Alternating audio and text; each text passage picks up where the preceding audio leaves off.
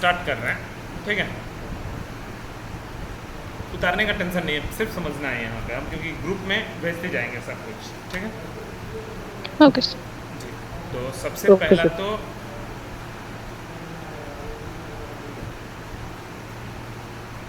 देखो, जब भी कोई भी चीज़ हम लोग स्टार्ट करते हैं तो दिमाग में बहुत सारे क्वेश्चंस रहते हैं कि भाई क्यों सीख रहे हैं, या फिर पढ़ के मार्केट में इसका कैसा जॉब अपॉर्चुनिटी है, पढ़ने से सही रहेगा या नहीं रहेगा, कैंपसिंग में पूछेगा नहीं पूछेगा। तो पहला क्वेश्चन चलो मैं देखता हूँ, क्यों जावा, क्यों पाइथन पढ़ना ज़रूरी है। फर्स्ट हमेशा वाई, इस वाई के पीछे दो क्वेश्चन आंसर मिलेगा। एक, वाई पाइथन क्यों पढ़ रहे हैं, और why it is so popular. Why it is so popular, क्योंकि कंपनी ये दोनों पूछ देता है क्यों ये पॉपुलर है, ठीक है। तो इस दोनों का आंसर हम लोग थोड़ा देखते हैं। पहला है कि ये एक हाई लेवल लैंग्वेज के कैटेगरी में पढ़ने वाला प्रोग्रामिंग लैंग्वेज है। हाई लेवल लैंग्वेज के कैटेगरी में ये पढ़ने वाला प्रोग्रामिंग लैंग्वेज है, जो कि जावा भी है, पीएचपी भी है, जावास्क्रिप्ट भी है, जेएसपी एडवांस जावा, डॉट नेट, ठीक है। ऐसे बहुत सारे प्रोग्रामिंग लैंग्वेजेस हैं, आर लैंग्वेज है। बोले तब पाइथन क्यों, हम तब तो जावा भी सीखने से एक ही जॉब मिलता, पीएचपी भी, जावास्क्रिप्ट, इतने सारे रीज़न। बोला कि जो भी जो भी आप सीखो कोई दिक्कत नहीं है, लेकिन हाई लेवल लैंग्वेज में जो जो प्रोग्रामिंग लैंग्वेज पढ़ता है उसका खास बात क्या क्या है। एक खास बात है वो है कि ऑपरेटिंग सिस्टम इंडिपेंडेंट होता है। पहला खास बात है कि ऑपरेटिंग सिस्टम इंडिपेंडेंट होता है।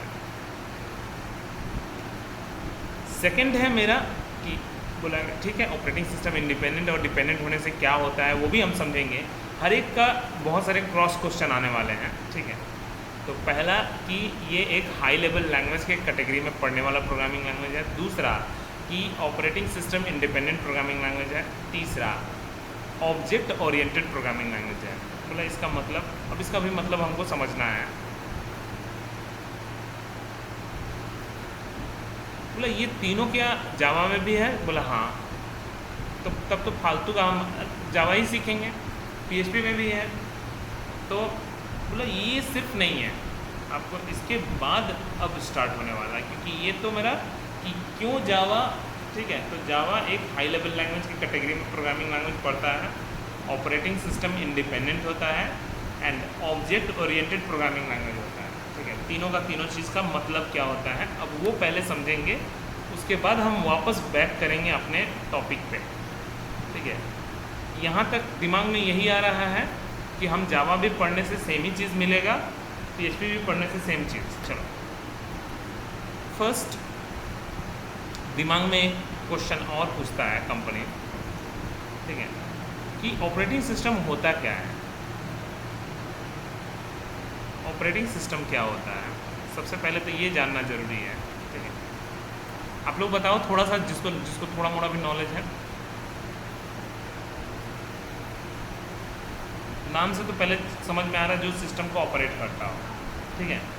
बट एक्चुअली में अगर मुझे कोई पूछेगा कंपनी कि क्या है, तो पहले हम एक छोटा सा एग्जांपल से समझाते हैं। पहले एग्जांपल हम अच्छा रहेगा कि मान लीजिए मेरे पास एक म्यूज़िक प्लेयर है, जहाँ से गाना हम लोग सुन सकते हैं। Play button, next song, previous song, simple सा, कितना दूर तक ऑलरेडी गाना बज चुका है और कितने वॉल्यूम पे गाना को हमको बजाना है, ठीक है। जैसे मैंने ऑन क्लिक मारा तो गाना बजना स्टार्ट हो गया, बट गाना बजाना सॉफ्टवेयर का काम थोड़ी ना है, गाना तो स्पीकर से बजता है, ठीक है। तो ये डेटा पहुंचता कैसे कैसे है, सबसे पहले ये डेटा ऑपरेटिंग सिस्टम के पास जाता है। ऑपरेटिंग सिस्टम कहाँ पे इंस्टॉल रहता है, एक हार्ड डिस्क ड्राइव में इंस्टॉल रहता है। हार्ड डिस्क ड्राइव किससे कनेक्टेड रहता है, सीपीयू से, सेंट्रल प्रोसेसिंग यूनिट, जो कि माइक्रो प्रोसेसर है, और सीपीयू से ही स्पीकर भी कनेक्टेड रहता है। मतलब डेटा आपका, जब आप एक म्यूज़िक प्लेयर में जब हम ऑन क्लिक मारते हैं तो गाना तो बजाता ही है, साथ ही साथ गाना तो बजाता ही है, साथ ही साथ वो डेटा को ओएस के पास भी भेजता है, ठीक है। अच्छा, क्या क्या डेटा भेजता है? डेटा पहले तो भेजता है गाने का नाम, गाने का लोकेशन, कितना दूर तक टोटल, पहले गाने का ड्यूरेशन कितना दूर तक है, ठीक है। तो गाने का ड्यूरेशन मान लीजिए 3 मिनट का गाना है, 5 मिनट का गाना है, कितना दूर तक ऑलरेडी मैंने उसका पोजीशन क्या है, अभी कितना दूर तक बज चुका है। अच्छा, कितने वॉल्यूम पे सेट है, सारा कुछ एक साथ डेटा जाता है, ठीक है, ओएस के पास। ओएस क्या करता है, चेक करता है हार्ड डिस्क ड्राइव में कि गाना सच में है या नहीं है। सब कुछ चेक करने के बाद स्पीकर को, सीपीयू को, एंड सीपीयू से मेरा गाना स्पीकर के पास बाइनरी फॉर्मेट में डेटा जाता है, ठीक है। अब एक और चीज़ आ गया, ठीक है, एक और चीज़ आ गया कि सर ये 32 बिट ऑपरेटिंग सिस्टम और 64 बिट ऑपरेटिंग सिस्टम का क्या चक्कर है, क्योंकि ये भी एक दिमाग में बहुत क्वेश्चन ही रह जाता है। ये 32 बिट ऑपरेटिंग सिस्टम और 64 बिट ऑपरेटिंग सिस्टम का क्या चक्कर है, ठीक है। 32 बिट का प्रोसेसर, माइक्रो प्रोसेसर, और 64 बिट का माइक्रो प्रोसेसर में क्या डिफरेंस? बोला कि आपका कितना डेटा जा रहा है, नाम, location, duration, position and volume. हो सकता है 128 बिट का डेटा हो पूरा। अब अगर आपका 32 बिट का होगा तो 128 मतलब 4 बार में ये रिसीव करेगा, ठीक है, 4 टाइम्स में ये रिसीव करेगा, और ये 4 टाइम्स में ही हार्ड डिस्क को भी देगा। हार्ड डिस्क भी सेम 4 टाइम में रिसीव करेगा और 4 टाइम में ही सीपीयू को देगा। सीपीयू भी 4 टाइम में रिसीव करेगा, 32 का बात कर रहे हैं, और 4 टाइम में देगा। मतलब एक्चुअली में 4 बार तो पहले लेगा, 4 बार में देगा, मतलब 8 यहाँ पे, 8 16, ठीक है, आपको 24 उसके बाद से देगा। तो मैंने टोटल मैंने 32 के आसपास, 32 टाइम्स, बहुत ज़्यादा समय लगेगा। अगर यही चीज़ 64 होता तो पूरा हाफ हो जाता है कि 2 ही बार में रिसीव करता है, 2 बार में थ्रो। हार्ड डिस्क ड्राइव भी 2 बार में रिसीव करता है, 2 बार में थ्रो। सीपीयू भी अगर 64 बिट का माइक्रो प्रोसेसर है तो बहुत जन बोलते हैं कि सर मेरा लैपटॉप स्लो है, मेरे दोस्त का सेम कॉन्फ़िगरेशन है। अरे सेम कॉन्फ़िगरेशन, खाली आप लोग क्या क्या देखते हो, खाली बहुत कुछ मैटर करता है ना। माइक्रो प्रोसेसर का कौन सा है, i3, i5, i7, अच्छा ठीक है, i5 भी है तो उसका क्लॉक फ्रीक्वेंसी कितना है, क्लॉक फ्रीक्वेंसी भी बहुत मैटर करता है, कितने फ्रीक्वेंसी पे वो ऑसिलेट हो रहा है, मतलब काम कर रहा है, ठीक है। बोला उसके साथ रैम कितना है, मदरबोर्ड क्या है, बहुत कुछ इंपॉर्टेंट है ना। एक खाली छोटा सा चीज़ आप देखते हो, ठीक है, तो ये सब चीज़ें इंपॉर्टेंट है। 64 32 लगे कि हम क्या आंसर देंगे वो बताइए। अगर कोई कंपनी में पूछ दिया कि व्हाट इज़ ऑपरेटिंग सिस्टम, तो उसका आंसर क्या देंगे हम लोग, ठीक है। अब ये है हार्डवेयर, ध्यान से, ये है हार्डवेयर, ये दिमाग वाला हार्डवेयर, हार्डवेयर ही है लेकिन प्रोग्रामेबल हार्डवेयर, ठीक है। तो ये है प्रोग्रामेबल डिवाइस, ये ओएस, ठीक है, ये सॉफ्टवेयर है। बोला ये एप्लीकेशन सॉफ्टवेयर है, ये सॉफ्टवेयर बोलना सही नहीं है, बोला एप्लीकेशन सॉफ्टवेयर मतलब कोई एक स्पेसिफिक टास्क के लिए है, ठीक है। तो ये पर्टिकुलर किसी स्पेसिफिक स्टैंड अलोन सॉफ्टवेयर इसको बोलते हैं। इससे सिर्फ गाना ही बजेगा, वीडियो नहीं चलेगा, ठीक है। गूगल क्रोम मल्टीपर्पज़ है, फिर भी स्टैंड अलोन है, डेस्कटॉप पे नहीं चलेगा, वेब में ही चलेगा, मतलब, ठीक है। तो लॉजिक बस यही है। तो अगर कोई पूछेगा व्हाट इज़ ओएस, तो इंटरफेस बिटवीन, इंटरफेस मतलब जोड़ने का काम करता है, interface between application software and system hardware,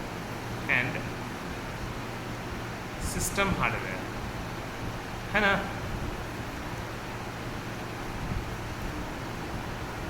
बोले ये हुआ बोलचाल वाला भाषा, ठीक है।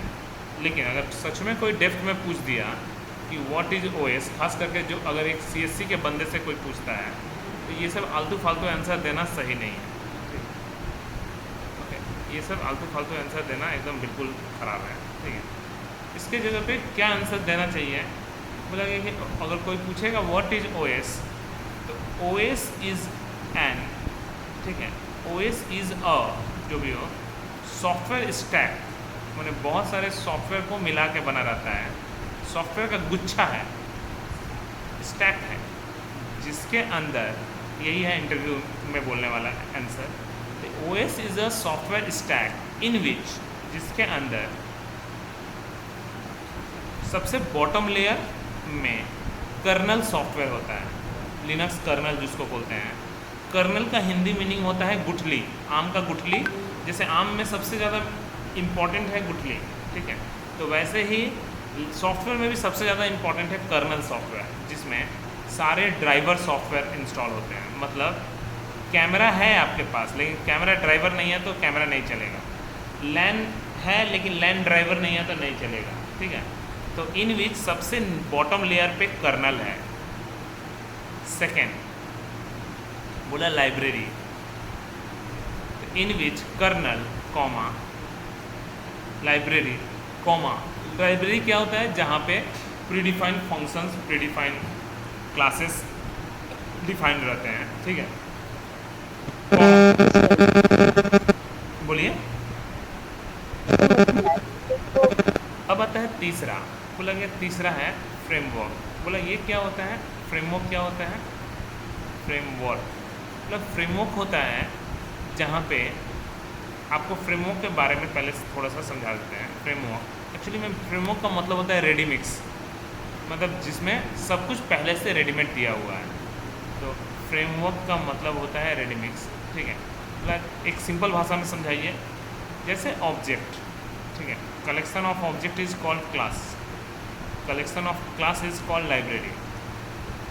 तो बोला गया कि क्लास क्या होता है, जहाँ पे वेरिएबल एंड फंक्शंस बोथ रहते हैं, मतलब वेरिएबल एंड मेथड्स, तो वो क्लास होता है। Collection of class is called library, collection of library is called packages, and collection of packages is called framework. मतलब एक फ्रेमवर्क के अंदर में कई पैकेजेस होते हैं, कई लाइब्रेरी होते हैं, कई, ठीक है, क्लासेस, वेरिएबल, फंक्शंस, ठीक है। तो बोला है कि सबसे बॉटम लेयर पे kernel, then library, then framework and then application software. मतलब जो एप्लीकेशन सॉफ्टवेयर रन करता है, जो आपने बनाया है, वो फ्रेमवर्क के ऊपर रन करता है।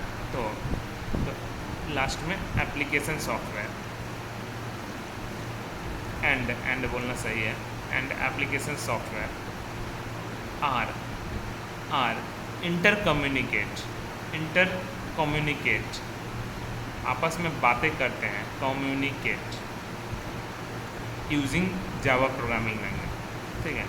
पाइथन से नहीं होता, ये जावा है, ठीक है। इसीलिए डेस्कटॉप एप्लीकेशन जो कोर जावा जिसको हम लोग बोलते हैं, ठीक है, तो डेस्कटॉप में जो भी काम हो रहा है, क्योंकि पाइथन का एप्लीकेशन ऊपर से जो एप्लीकेशन सॉफ्टवेयर बनाना, ये सब चीज़ें हैं, ठीक है।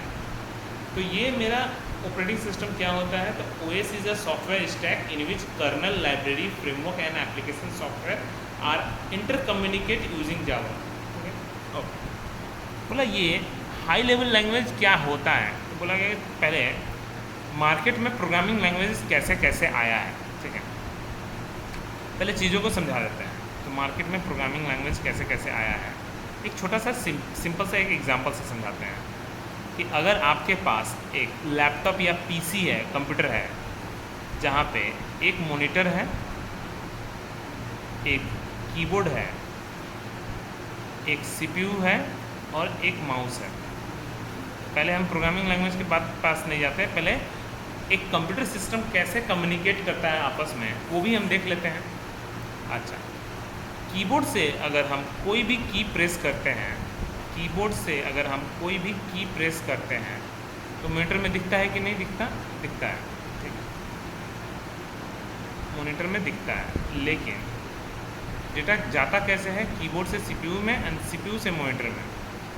माउस भी अभी जो मूव करा रहे हैं, अगर देखा जाए माउस का जो तार है वो CPU में गया है, तो मतलब डेटा हमेशा सेंट्रल प्रोसेसिंग यूनिट से होके ही कहीं भी जाता है, ठीक है। तो बोला गया कि ओके, जो डेटा कीबोर्ड से CPU में जाता है और CPU से मॉनिटर में जाता है, इसको बोलचाल के एक भाषा में, कंप्यूटर लैंग्वेज में, एक भाषा में इसको हम लोग ASCII कोड बोलते हैं। ठीक है कि अगर कंप्यूटर से हम कुछ भी की प्रेस करते हैं तो उसका ASCII कोड CPU के पास जाता है, एंड CPU से मॉनिटर में भी ASCII कोड ही मॉनिटर के पास जाता है। मतलब ASCII कोड का फुल फॉर्म क्या है? American standard code for information interchange. बोला गया कि मतलब अमेरिका के द्वारा दिया गया है कि स्टैंडर्ड कोड जो डेटा इंटरचेंज मीन्स एक्सचेंज, मतलब एक डिवाइस से दूसरे डिवाइस से तीसरे डिवाइस। बोला स्टैंडर्ड कोड क्यों? स्टैंडर्ड कोड इसलिए क्योंकि बहुत सारी कंपनी कीबोर्ड बनाती हैं, अगर स्टैंडर्ड कोड नहीं रहेगा तो किसी का के प्रेस करेंगे तो कुछ और प्रिंट होगा। तो इसीलिए दुनिया का सारे कंप्यूटर या सारे जो डिवाइसेस बनाते हैं सबको एक स्टैंडर्ड कोड मेंटेन रखना पड़ता है। ठीक है, बोला गया जैसे एग्जांपल, बोला कुछ कैरेक्टर का हमको भी कैरेक्टर का ASCII कोड मुझे याद रखना पड़ता है, लेकिन डेसिमल में याद रखना पड़ता है। ठीक है, बट आप जानते हो कि कंप्यूटर डेसिमल नहीं समझता, कंप्यूटर मेरा बाइनरी ही समझता है। ठीक है, बोला कौन कौन से ऐसे कैरेक्टर हैं जिनका हमको ASCII कोड याद रखना पड़ता है, तो वो है कैपिटल A 65, स्मॉल a 97, 0 48। बोला ओके, कैपिटल A 65, तो अब आगे कैपिटल B 66, 67, इस तरह से पूरा का पूरा, तो कैपिटल Z तक। ठीक है, ओके, तो कैपिटल A तो मतलब टोटल का टोटल 26 कैरेक्टर है, खुद को छोड़ के 25 कैरेक्टर, तो 65 + 25 90। तो ASCII कोड कैपिटल A से कैपिटल Z का 65 से लेकर 90, स्मॉल a का 97, स्मॉल z का आराम से 97, 98, 99, तो टोटल और 25 कैरेक्टर, तो उसको जोड़ दीजिए 25।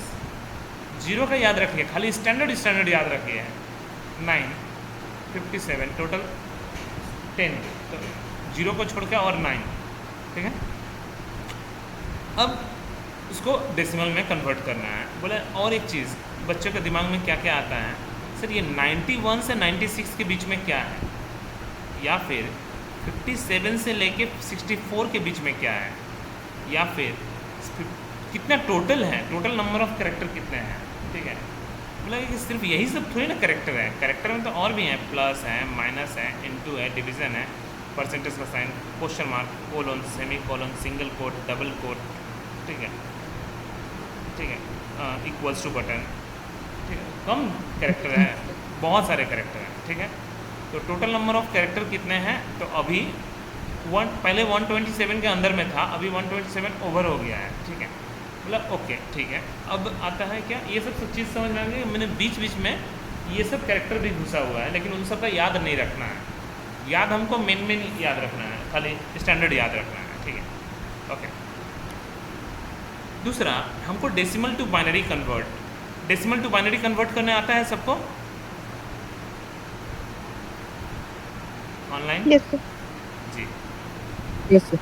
तो एक तरीका है वो है कि 65 को 2 से डिवाइड करो 32, रिमाइंडर विल बी 1, 2 से डिवाइड करो 16, रिमाइंडर विल बी 0, अगेन 2 से डिवाइड करो 8, रिमाइंडर विल बी 0, अगेन 2 से डिवाइड करो 4, रिमाइंडर विल बी 0, अगेन 2 से डिवाइड करो 2, रिमाइंडर विल बी 0, अगेन 2 से डिवाइड करो 1, रिमाइंडर विल बी 0।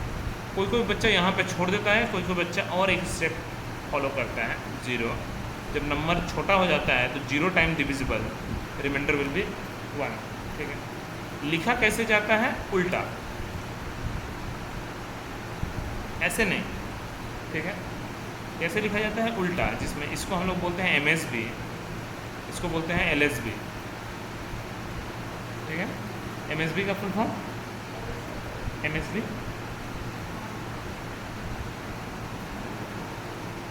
MSB का फुल फॉर्म जी,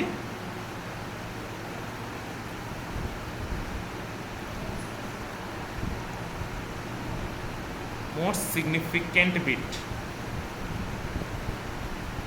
लिस्ट सिग्निफिकेंट बिट। बोला इसका मतलब क्या होता है, मतलब समझ में आएगा। फिलहाल तो मुझे उल्टा स्टोर करना है, तो मतलब 1 5 को 0 1। बोला ये तरीका में तो सबसे बड़ा प्रॉब्लम क्या है, बहुत स्लो है। दूसरा, कहीं गलती से दिमाग इधर उधर रहा, कहीं गलती से कहीं पे गलती लिखा गया, अब आपको पता भी नहीं चलेगा आप सही जा रहे हो कि गलती जा रहे हो। तो ये तरीका बेकार तरीका है। ये तरीका अच्छा है फर्स्ट ईयर के बच्चे के लिए, बट अगर आपको सच में काम करना है डेसिमल टू बाइनरी, तो दूसरा तरीका है मेरे पास बकेट रूल। कि अगर एक बकेट में आपको सैंड भर दिया गया और बोल दिया गया 89 kg अप्रॉक्स है, आपको बटखरा बनाना है जिससे इसका वेट बैलेंस हो, ठीक है। तो जो लोग बेवकूफ़ हैं वो लोग 1 kg 2 kg 3 kg पूरा सबका बटखरा बनाएंगे। जो थोड़ा सा स्मार्ट हैं वो लोग क्या करेंगे, इस फॉर्म में बटखरा हमेशा बनाते हैं, इस फॉर्म में बटखरा को बनाते हैं। मतलब 1 kg का बटखरा, सॉरी 1 kg, हाँ, 2 to the power 0 मतलब 1 kg, 2 kg 4 kg 8 kg का बटखरा बनाते हैं। 1 kg मापना होगा तो भी हो जाएगा, 2 kg 3 4 4 1 5 4 2 6 4 2 6 1 7 8 8 1 9 8 2 10 8 2 10 1 11 12 12 1 13 14 15, ठीक है। इसमें एक और ख़ास बात है, ये 4 है, पीछे का दोनों को जोड़ के 3 है। ये 8 है, पीछे का तीनों को जोड़ के 7 है। मतलब हमेशा एक छोटा होता है, ठीक है। अब आपको 89 kg का बटखरा बनाने के लिए आपको कितना, अगर मैं इतना दूर तक करूँगा तो 8 + 7 मैक्सिमम 15 kg ही माप सकते हैं। अगर मुझे 89 kg मापना है तो और आगे बढ़ाना पड़ेगा। अभी कितना माप सकते हैं, 16 + 15 31 kg, 2 to the power 5 32 32 + 31 63 kg, 2 to the power 6 कितना होता है 64। बोला हाँ अब आ गया, 64 + 63 127 kg। मतलब अब 89 kg से ऊपर हो गया। तो मतलब एक मैं 64 kg का बटखरा उठाऊंगा, 32 नहीं उठाऊंगा, 32 ज़्यादा हो जाएगा। एक 16 kg, एक 8 kg, 24 kg और एक 1 kg, ठीक है। एक मैं 64 kg का बटखरा उठाऊंगा, एक 16 kg का माने 80 kg, ठीक है, 88 kg, 89 kg। समझ में आया जी? Yes, sir. अब अगर आपको कोई बोल दे कि 65 kg का बटखरा बनाइए, तो मतलब हम अगर मैं यहाँ पे सजा लेता हूँ, दिखाता हूँ 8 4 2 1 16 32 64 128, क्योंकि स्टैंडर्ड कोड है तो हमेशा 8 बिट रिप्रेजेंटेशन।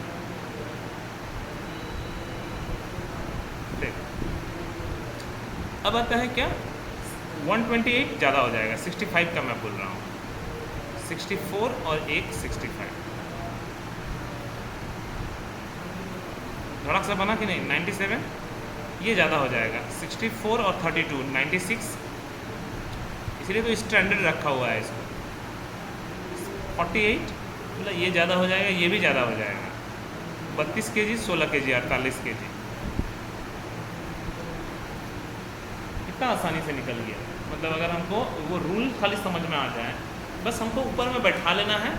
बोला ये सर MSB और LSB का क्या चक्कर है, जो मैंने वर्ड अभी यूज़ किया था। अब MSB किसको यूज़ करने को बोले थे, लास्ट वाले को MSB, मतलब ये वाला MSB है, ये वाला LSB है। बोला इस क्यों ऐसा नाम, क्योंकि आप खुद सोचो 65 का बात कर रहे हैं, 0 1 0 0 0 0 0 1, आप इस बीट को हटा दो, मतलब 0 कर दो, तो 64 कम जाएगा, तो 1 kg का हो जाएगा, और इसको 1 बढ़ा दो तो 65, मतलब सबसे ज़्यादा वैल्यू रखने वाला बिट, इसलिए मोस्ट सिग्निफिकेंट बिट, मतलब सबसे ज़्यादा वैल्यू रखने वाला बिट, ठीक है। और इसको अगर हटा दें 1 kg घटेगा, ज़्यादा असर नहीं पड़ने वाला।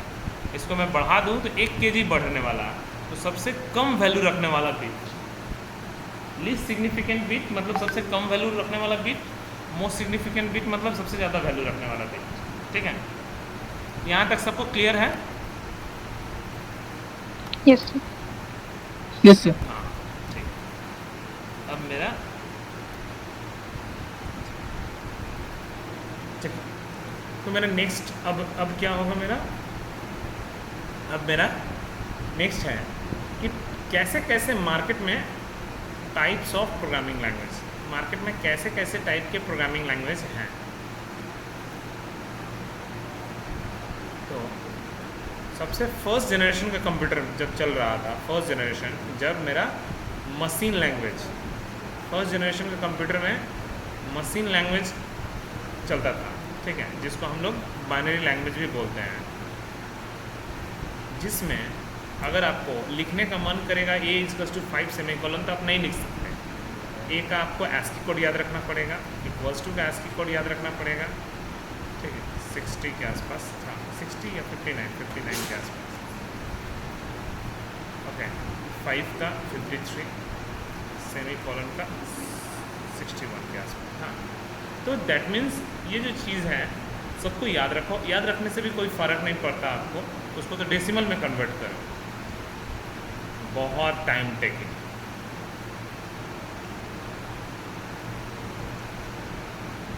उसके बाद भी आप लोग, पहले ज़माना का बोला जाता है कंप्यूटर, जो फर्स्ट जनरेशन का कंप्यूटर एक एक घर के बराबर होता था, है ना। तो कैसे होता था, क्यों होता था? तो पहले ज़माना में आपको पता होगा कि 1 बिट, अगर 1 बिट स्टोर करना है, कॉलेज में पढ़ाया भी जाएगा, ठीक है, तो 1 बिट अगर स्टोर करना है तो या तो एक लैच लेना पड़ेगा या फिर फ्लिप फ्लॉप लेना पड़ेगा। ये फ्लिप फ्लॉप भी 1 बिट स्टोरिंग डिवाइस है, लैच भी है, बस या तो लैच या तो फ्लिप फ्लॉप। लैच में कोई क्लॉक पल्स नहीं होता, फ्लिप फ्लॉप में क्लॉक पल्स होता है, ठीक है, यही डिफरेंस है। मतलब एक अगर इतना छोटा भी पकड़ो, एकदम इतना छोटा, तो 1 GB पहले ज़माना का आदमी लोग ख्वाब में देखता था। 1 GB बोल के होता भी है 32 KB, 64 KB internal memory. 1 GB मतलब कितना हो गया, 1024 MB, 1024 इंटू 1024 KB, तो 1024 इंटू 1024 इंटू 1024 बाइट, और 1024 इंटू 1024 इंटू 1024 इंटू 8 बिट। अगर इतने सारे लैच या फ्लिप फ्लॉप लगने वाले हैं, सोच लीजिए कितना होगा। प्लस एक एक लैच में अगर 5 गो पिन निकला रहेगा तो वो कितना लगेगा, इंटू 5, है ना, तो बहुत ज़्यादा वेस्ट। प्लस जब मान लीजिए हम छोटा सा ही एग्जांपल कंप्यूटर में मान लीजिए बना भी लिए, इतना तो छोड़ दीजिए, इतना तो कभी बनता नहीं था, 8 KB का मेमोरी, ठीक है। पहले तो बीट बाइट में आप लोग 4 बिट फुल एडर, आप लोग कॉलेज में इतना पढ़ाया जाता है, 4 bit full adder, 4 bit full subtractor, decoder, encoder, तो ये सब चीज़ें जो पढ़ाया जाता है कि आपको करना क्या पड़ेगा। तो पहले ज़माना में बहुत ज़्यादा लेंदी प्रोसेस, स्विचेस लगा रहता था, स्विच को 1 0 कर दिया जाता था, एक क्लॉक पल्स का जगह दे दिया जाता था। अगर किसी को समझाना है A तो 0 1 0 0 0 0 0 जो भी, ठीक है, तो क्या समझेगा, तो बोला नहीं, ये जब मैं क्लॉक पल्स दबाऊंगा तब समझेगा A। बहुत समय नहीं ले लिया, बहुत ज़्यादा, ठीक है, तो मार्केट से हटा दिया गया, इट इज़ टाइम वेस्ट। तो सेकंड जनरेशन का कंप्यूटर आया जहाँ पे लो लेवल लैंग्वेज का आविष्कार हुआ। ऑनलाइन समझ में आ रहा ना? Yes, sir. जी, यस सर। जिसको हम लोग असेंबली लैंग्वेज भी बोलते हैं। अगर सब लोग आप लोग 5th सेमेस्टर में हैं, ठीक है, तो माइक्रो प्रोसेसर आ चुका होगा सिलेबस में, ठीक है, आया है सिलेबस में माइक्रो प्रोसेसर 8085 808, ठीक है, यस सर। हाँ। तो उसमें क्या सिखाया जाता है कि A = 5 सेमीकोलन को 8085 में सिखाया जाता है MVI A, 5। 8086 में 8051 में मूव A,5। ओके, आप कमांड याद रखो, आपका काम हो जाएगा। मैंने आपको इतना झमेला नहीं रहेगा, उसका ASCII कोड याद रखो, बाइनरी में कन्वर्ट करने का झमेला, ठीक है। आप लोग भले ऑनलाइन में पढ़े हो, लेकिन जब लैब में अगर लैब कभी प्रैक्टिकल करने का मौका मिला तो आपको पता होगा, जब हम इसका मतलब कुछ कंप्यूटर समझेगा, इसका मतलब कुछ समझेगा, हमको नहीं देना है, हम लोगों को सिर्फ कमांड देना है। तो एक सॉफ्टवेयर का आविष्कार हुआ, पहली बार एक सॉफ्टवेयर का आविष्कार हुआ, असेंबलर। इसका काम क्या है? इसका काम है कि कंप्यूटर तो आज भी मशीन लैंग्वेज समझता है, ओके, जिसका काम है लो लेवल लैंग्वेज को मशीन लैंग्वेज में कन्वर्ट करना। मतलब अगर मैं मूव A,5 दूंगा या MVI A,5 दूंगा, तो उसको क्या करेगा, MVI A का मतलब वो अपने अंदर समझ लेगा, 53 उसको डेसिमल में कन्वर्ट भी खुद से कर लेगा। मैंने मेरा काम आसान कर दिया, ठीक है। तो धीरे धीरे धीरे धीरे, बट इसमें एक बस प्रॉब्लम आने लगा, वो है कि आप जब धीरे धीरे प्रोसेसर के बारे में, आप लोग जब 8085 पढ़े होंगे तब, 8051 पढ़े होंगे तब, तो दोनों में कितना अंतर हो गया कमांड का। तो बस इसमें पूरे में प्रॉब्लम यही है कि different processor having different command, different processor having different command. तो इतने सारे कमांड किसको याद रहेगा, ज़्यादा झमेला हो जाएगा। कोई MVI A,5 मूव इमीडिएटली, कोई मूव A,5, कोई MV A,5, ठीक है। तो इतना सारा कमांड कौन याद रखेगा? तो इसको भी मार्केट से हटा दिया गया, इसीलिए अभी मार्केट में चलता नहीं है ये सब। सिलेबस में भले हैं हम लोगों का, लेकिन मार्केट में नहीं चलता। Third number, medium level language. Medium level language जिसमें पहली बार OS का आविष्कार हुआ था, ऑपरेटिंग सिस्टम, जिसमें आता है C और C++। मीडियम लेवल लैंग्वेज में, प्रोग्रामिंग लैंग्वेज में आता है मेरा C और C++, दोनों ही, ठीक है। मतलब पहली बार एक और सॉफ्टवेयर का आविष्कार हुआ, ठीक है, कंपाइलर, ठीक है। असेंबलर तो पहले से ही था, असेंबलर, बस। अब आप जो भी, आपको जो प्रोग्रामिंग लैंग्वेज एकदम इजी लिखो, ओके। कंपाइलर हर एक का अलग अलग होता है, विंडोज़ का अलग, ठीक है, लिनक्स का अलग, मैक का अलग, यूनिक्स का अलग, अलग अलग ऑपरेटिंग सिस्टम अलग अलग, ठीक है। अलग अलग में भी विंडोज़ में ही Turbo C, Dev C, code block, Linux में आपका रेड हैट। कोई मूव A,5 को 5 समझता है, कोई MVI A,5। मेरा काम नहीं है याद रखना, वो कंपाइलर खुद ब खुद कन्वर्ट कर देगा। बस हम लोग एक सिंपल लिखेंगे और कंपाइलर के थ्रू बस उसको कंपाइल करते ही वो कोड ऑटोमेटिकली कन्वर्ट कर देगा, उसको बाइनरी में भी खुद से हो जाएगा। मतलब धीरे धीरे आपको सुविधा देते गया। और C इतना पॉपुलर क्यों है? क्योंकि आपको कोड एक ही याद रखना पड़ेगा। C का कोड, आपका लिखने का कोड, मेरा लिखने का कोड ज़्यादा झमेला नहीं है, ठीक है। सबको सबका कोड एटलीस्ट समझ में आता है, ठीक है, ओके। बोला इसमें कोई प्रॉब्लम है क्या? बोला हाँ, प्रॉब्लम है कि जब हम कोई भी फाइल को .c या .c++ से सेव करके अगर कंपाइलर से पास करते हैं, कंपाइल करते हैं, तो वो एक नया फाइल बनता है, OBJ file, object file, okay, जो कि OS डिपेंडेंट फाइल है, ऑपरेटिंग सिस्टम डिपेंडेंट फाइल है। मतलब कहना क्या चाहता है कि अगर विंडोज़ पे कंपाइल हुआ तो उसी पे अच्छे से चलेगा, लिनक्स पे नहीं चलेगा, मैक पे भी नहीं चलेगा। अगर लिनक्स पे कंपाइल हुआ तो लिनक्स में ही अच्छे से चलेगा और विंडोज़ में नहीं चलेगा, मैक में नहीं चलेगा। मतलब जिसमें कंपाइल करेंगे उसी ऑपरेटिंग सिस्टम पे अच्छे से चलेगा, ठीक है। बोला ध्यान से पूछा जाता है इंटरव्यू में, C और C++ को कंपाइल करते हैं तो कौन सा फाइल, और जब हम रन कराते हैं तो कौन सा फाइल। जब हम रन मतलब असेंबलर से पास करते हैं तो कौन सा फाइल, तो exe फाइल मतलब सॉफ्टवेयर फाइल। तो ये भी OS डिपेंडेंट। तो C में सॉफ्टवेयर बनाना सबसे इजी है। कोई भी सॉफ्टवेयर को अगर हम कंपाइल करते हैं और रन करा देते हैं तो सॉफ्टवेयर खुद ब खुद बन जाता है। बट बाद बाकी में ऐसा नहीं है। आपको सॉफ्टवेयर बनाने के लिए बहुत मेहनत करना पड़ता है, ठीक है। बोला इसमें खाली कमी क्या रहा, ओएस डिपेंडेंट प्रोग्रामिंग में, बस कमी क्या क्या रहा, ओएस डिपेंडेंट एक, दूसरा पाथ डिपेंडेंट, जिस पाथ पे मतलब टर्बो सी के अंदर, सी ड्राइव के अंदर, टर्बो सी के अंदर, बिन के अंदर ही मुझे फाइल को रखना पड़ेगा, कहीं और नहीं रख सकते। लेकिन सिस्टम इंडिपेंडेंट, बोला इसका मतलब ये है कि अगर मेरे लैपटॉप में भी विंडोज़ है, आपके लैपटॉप में भी विंडोज़ है तो चलेगा, ठीक है। मतलब दो सिस्टम पे चलेगा लेकिन सेम ओएस के अंदर, ठीक है, डिफरेंट ओएस पे नहीं चलेगा। लास्ट कौन सा आया programming language, high level language, जिसके लिए हम लोग इतना वेट कर रहे हैं। तो एक्चुअली में हम लोग पढ़ना था यही, क्यों ये हाई लेवल लैंग्वेज की कैटेगरी में पढ़ता है।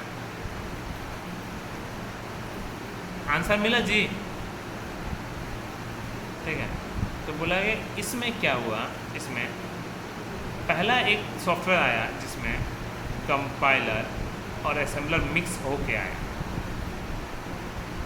जिसके कारण जावा या पाइथन या जो भी प्रोग्रामिंग लैंग्वेज लिखने का तरीका तो बिल्कुल सेम ही है, ठीक है।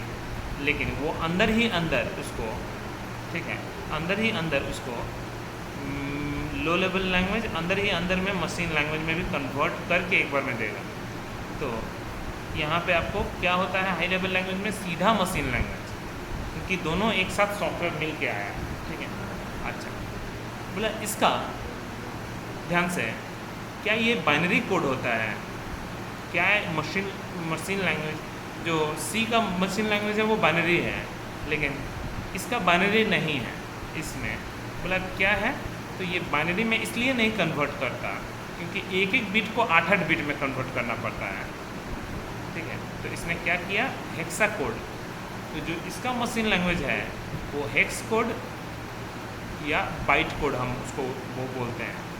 तो इंटरव्यू में ये भी पूछता है व्हाट इज़ बाइट कोड या व्हाट इज़ हेक्स कोड। तो जब भी कोई हम लोग हाई लेवल लैंग्वेज को कंपाइलर और असेंबलर से पास करते हैं तो हम लोगों का जो मशीन लैंग्वेज जनरेट होता है वो हेक्स कोड और बाइट कोड में जनरेट होता है, जो कि आपको बाइनरी से डेसिमल में कन्वर्ट करने आता है कि नहीं पता नहीं।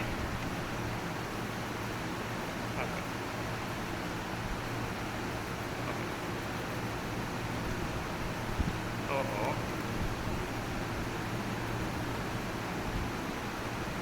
हाँ, तो बोला बाइनरी से डेसिमल में कन्वर्ट, बोला कि आपका 16 का मतलब कितना होता है 2⁴, तो लेफ्ट राइट साइड से लेफ़्ट की तरफ भागेंगे।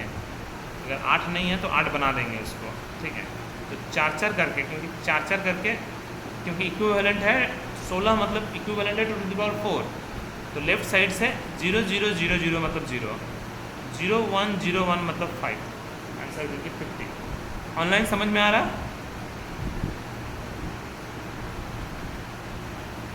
सर आगे बोलते মানে যে কোনো যদি বাইনারি কোড, कोई भी বাইনারি কোড अगर रहेगा যত বড় থাকুক, তোমার যদি হেক্সাডেসিমালে কনভার্ট করতে চাও তো বাঁ দিক মানে ডান দিক দিয়ে বাঁ দিকে যাও, 4টে 3টে, তো 3টেকেও 4টে বানিয়ে দাও 0 লাগিয়ে। আচ্ছা, 0 1 1 0 মানে 8 4 2 1 মানে 6। अच्छा, 8 4 2 1 মানে 7, 8 4 2 1 মানে अगेन 6। तो हेक्साडेसिमल माने कैसे कन्वर्ट करते हैं, बहुत ही इजी है, ठीक है ना, समझ में आया? Yes sir, yes. अगर कोई बोल दिया डेसिमल बाइनरी टू ऑक्टल, अगर कोई बाइनरी टू ऑक्टल बोल दिया, ठीक है, कोई बात नहीं, इसका मतलब क्या होता है 2⁵, तो राइट साइड से 3-3 करके पेयर बनाएंगे, 6 7 3, 4 2 1, तो 3 7 4 2 मतलब 6। ऐसे करके समझ के आपको आगे बढ़ना पड़ता है, ठीक है। बोला इसमें रन कैसे होता है, रन कराने के लिए एक अलग से सॉफ्टवेयर का आविष्कार होता है इसमें। कौन सा सॉफ्टवेयर? इंटरप्रेटर। पहली बार हम लोगों का नया सॉफ्टवेयर आविष्कार हुआ, ठीक है। इंटरप्रेटर मैंने इसका रन करने के लिए आपको, ठीक है, आपको इंटरप्रेटर के थ्रू रन होता है, जो कि आपको जार फाइल में कन्वर्ट करता है। जावा आर्चिव फाइल मतलब छुपा हुआ, जावा आर्चिव फाइल, बोला ये क्या होता है? इसको बोलते हैं बंडल फाइल, इसको हम लोग बोल सकते हैं बंडल फाइल। बोला इसका मतलब अगर आपके पास, आप ही जानते हो, अगर बहुत सारे लकड़ियाँ हैं और एक जगह से दूसरे जगह लेके जाना है तो सबसे बेस्ट है बांध दो, एक साथ लेके जा सकते हो। तो मैंने कहना क्या चाहता है, बहुत सारे जावा और बहुत सारे क्लासेस फाइल अगर हैं और सबको एक साथ कहीं पे सॉफ्टवेयर बनाना है तो सबको एक साथ बांध दो, है ना। तो ये जार फाइल जो होता है ये बंडल फाइल होता है, जो कि एक सॉफ्टवेयर बनाता है, ठीक है। ओके, अलग से आपको पेड वर्जन, ये पेड सॉफ्टवेयर है जार टू EXE कन्वर्टर, आपको नेट से ख़रीदना पड़ेगा या डाउनलोड करना पड़ेगा, जो कि आपको सॉफ्टवेयर बनाएगा। मतलब जावा में सॉफ्टवेयर या पाइथन में सॉफ्टवेयर बनाना थोड़ा टफ है, ठीक है ना। सी में बहुत ही इजी है, कंपाइल करो रन करो खुद ब खुद सॉफ्टवेयर बन जाएगा। इसमें ऐसा नहीं है, कंपाइल करो रन करो तो जार फाइल बनेगा। आपको जार टू EXE कन्वर्ट करने के लिए आपको थोड़ा मेहनत करना पड़ेगा, ठीक है। ओके, आई थिंक समझ में आया इतना दूर? yes sir। जी, बोलेंगे यार इस, ठीक है, कि जब भी हम इस फाइल को, ध्यान से, अभी कोई क्वेश्चन नहीं, थोड़ा सा रुक के, कि जब हम किसी फाइल को .java, .py, .php, .c#, जो भी अगर प्रोग्रामिंग लैंग्वेज से हम सेव करें और अब कंपाइलर से पास कराएं, एक्चुअली कंपाइलर असेंबलर बोथ है, तो ये एक नया फाइल बनता है .class फाइल, ठीक है। बोला जो कि OS इंडिपेंडेंट होता है। इतना मेहनत हम लोग किए इसी फाइल को पाने के लिए, ठीक है। ओके, बोला कि ये OS इंडिपेंडेंट फाइल है, ठीक है। बोला कि ओके, ठीक है, मत कहना क्या चाहता है, विंडोज़ पे कंपाइल करेंगे तो विंडोज़ पे भी चलेगा, लिनक्स में भी चलेगा, सब जगह चलेगा, मैक में भी चलेगा। ओके, अब जब हम रन कराते हैं, ध्यान से, तो abc.jar फाइल, ठीक है, और जब जार टू EXE कन्वर्टर के थ्रू पास करते हैं तो EXE फाइल। अब इंटरव्यू में ये पूछता है कि क्या मेरा जार फाइल, ध्यान से, क्या जार फाइल OS इंडिपेंडेंट है या डिपेंडेंट है? बोला ये डिपेंडेंट है, माने हर एक OS का अपना अपना जार फाइल बनाने का सॉफ्टवेयर है, ठीक है। तो JRE, जावा रन टाइम इन्वायरमेंट, अपना अपना, ठीक है। तो ये भी OS डिपेंडेंट है। बोला तब फ़ायदा कहाँ हुआ सर? तब फ़ायदा क्या हुआ? मैं खाली ये एक फाइल इंडिपेंडेंट है, बाद बाकी सब जैसा था वैसा ही है। आपको मैं एक स्टोरी से समझाता हूँ, ठीक है। एक कस्टमर, ए नाम का कस्टमर AICT आया, बोला कि मुझे एक प्रोजेक्ट बनवाना है, ठीक है। तो हम बोले कैसा प्रोजेक्ट बनाना है? तो बोला अमेजन जैसा। बोले अमेजन जैसा या अमेजन जैसा? और अमेजन में बहुत डिफरेंस है, ठीक है। बोला नहीं, मुझे अमेजन जैसा ही चाहिए, ठीक है, सारा फीचर्स लगभग सेम रहे। मैंने उसको बजट दिया 50 या 25 लाख का। मतलब मेरा तो 25,000 बजट है, मेरा बजट, मैंने 25 लाख का बजट दिया, उसने बोला मेरा बजट 25,000। बोले कि सर 25,000 में तब तो सारा फीचर्स नहीं मिलेगा, कुछ फीचर्स मिलेंगे। बोला नहीं, दूसरा कंपनी तो मुझे 25,000 में दे रहा है, ठीक है। अब जितना भी समझाओ, या अगर आपके पास दो सिचुएशन है, या तो उसको छोड़ दो, ठीक है, या फिर अगर पकड़ना है, क्योंकि सॉफ्टवेयर में एक फ़ायदा है, सॉफ्टवेयर में मुझे CSC का सबसे अच्छा लगता है वो है कॉपी पेस्ट, ठीक है, बहुत अच्छा ये टूल्स है। तो इसमें क्या होता है मेरा कि मान लीजिए मैं एक कस्टमर को थोड़ा लॉस में भी बना दिया, दूसरे कस्टमर को शॉपिंग साइट आएगा तो कॉपी पेस्ट, लोगो चेंज, नाम चेंज, पता, तीसरे को भी कॉपी पेस्ट, ठीक है। तो चलो भाई उठा लेते हैं, तो अगर पहले से बना हुआ है तो भी मान लीजिए मैंने दिया, दे दिया, बोला क्योंकि मुझे तो पता है एक शॉपिंग साइट में क्या आप लोग एक यूज़र को क्या पता रहता है, या आप लोग भी अगर बिजनेस करने उतरोगे फटाक से अमेज़न का, तो अमेज़न जैसा आप सोचोगे कि अरे यूज़र प्रोडक्ट बाई करेगा और एडमिन को मिलेगा, वो पैकिंग करके डिलीवर कर देगा, बस और क्या चाहिए। ठीक है, मैंने बना के दे दिया। बोला नहीं नहीं नहीं, मुझे मल्टी वेंडर चाहिए, मतलब बहुत लोग मेरे में ऐड हो सके, जैसे फ्लिपकार्ट अमेज़न में होता है। बोला ठीक है सर, बट सर बजट बढ़ेगा। बोला नहीं नहीं नहीं, आपने पहले क्यों नहीं बोला। बहुत ठीक है। अब शुरू हुआ 25,000 का प्रोजेक्ट, अब मेरा लॉस होना शुरू हुआ। ठीक है, मान लीजिए 60,000 मेरा लॉस, लेकिन 25 प्रोजेक्ट 25,000 का है। फिर बोला कि नहीं नहीं नहीं, मुझे तो ऐड वोड भी करना है। ठीक है, गूगल में SEO में रैंकिंग भी होना चाहिए। वो चला गया, देखिएगा 3.5 3 इतना चला जाता है लॉस। ऐसा भी होता है एकदम, मतलब तब भी बना रहे हैं, ठीक है भाई, ओके, ये ऐसा हो जाता है कभी कभी। अब आया कि जब सॉफ्टवेयर बनने के बाद मैं जब डिलीवर करूँगा, मैं कुछ करूँगा नहीं, सिर्फ एक ही चीज़ करने वाला हूँ, वो है क्योंकि उसने मुझे परेशान किया, तो मुझे भी तो परेशान करना बनता है। तो मैंने क्या किया, उसके मैं कोड में लिमिट लगा दिया कि आप वेंडर ऐड तो कर सकते हो, लेकिन मैक्सिमम 10 प्रोडक्ट ऐड तो कर सकते हो, मान लीजिए मैक्सिमम 50। फिर मेरे पास दौड़ोगे, ठीक है, वो जब दौड़ेगा तो मैं फिर से 50, फिर से मैं बाउंड्री लिमिट मारूंगा, जो वो बोलेगा सिर्फ उसको चेंज करूंगा। अरे वेंडर ऐड नहीं हो रहा है या प्रोडक्ट ऐड नहीं हो रहा, ठीक है, प्रोडक्ट को फिर से 100, क्योंकि मैं तो वसूल करके ही छोड़ूंगा, है ना। अच्छा, समझ में आया। अब मैं इससे समझा रहा हूँ, यहाँ पे 2 टाइप का बिजनेस होता है जावा में। सी में वो पॉसिबल नहीं है। जो लोग 25 लाख वाले हैं उनको क्लास फाइल बेचेंगे, जो 25,000 वाले हैं उसको जार या EXE फाइल बेचेंगे, ताकि वो एक OS पे चला पाए। अगर मुझे सारे OS में चलाना है तो उसको मुझे क्लास फाइल खरीदना पड़ेगा। अब मेरा कोड भी नहीं जाएगा, क्योंकि मेरा तो कोड उसमें है ही नहीं, मेरा तो कोड जावा फाइल में है या पाइथन फाइल में है। आंसर मिला ना। हाँ, तो ये बस हम आंसर समझाने के लिए इतना स्टोरी समझाएं, ठीक है। अभी मेरे पास क्या क्या क्वेश्चन है। सर जावा में ऐसा क्या होता है जो सी, तो अब मेरा मेन क्वेश्चन तो वही है कि वाई C और C++ इज़ OS डिपेंडेंट। पहला question, why Java is OS independent, why Java Python जो भी हो इज़ OS इंडिपेंडेंट, ये सबसे पहला।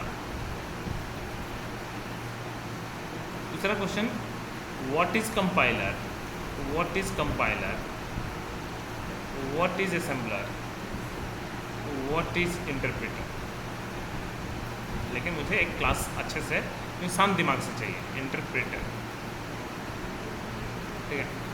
तीसरा, ठीक है, असेंबलर क्या होता है, कंपाइलर क्या होता है, असेंबलर क्या होता है, और इंटरप्रेटर क्या होता है, ठीक है। डिफरेंस बिटवीन,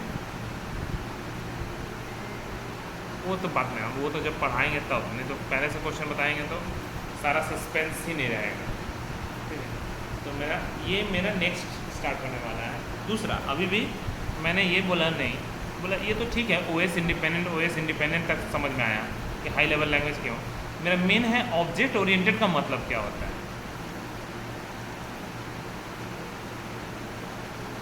ये ऑब्जेक्ट ओरिएंटेड का मतलब क्या होता है, मीनिंग क्या है, ठीक है। ये तीसरा मुझे क्वेश्चन फंसाने वाला है, क्योंकि वो जब आंसर मिल जाएगा तब मेरा फिर से वापस घूम के जाएंगे वाई पाइथन पे, ठीक है, ओके। तो चलो नेक्स्ट क्लास हम ये बताएंगे